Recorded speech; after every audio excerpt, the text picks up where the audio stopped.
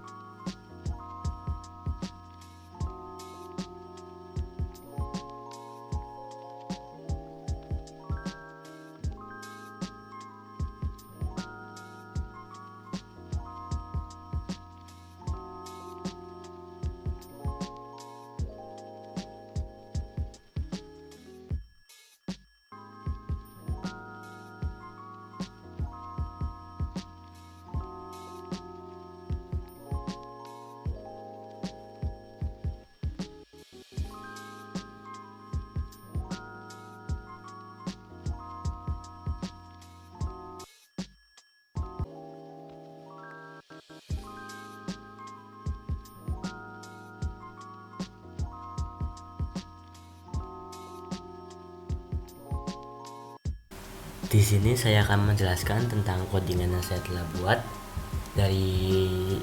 mulai dari private void form 1 load ini.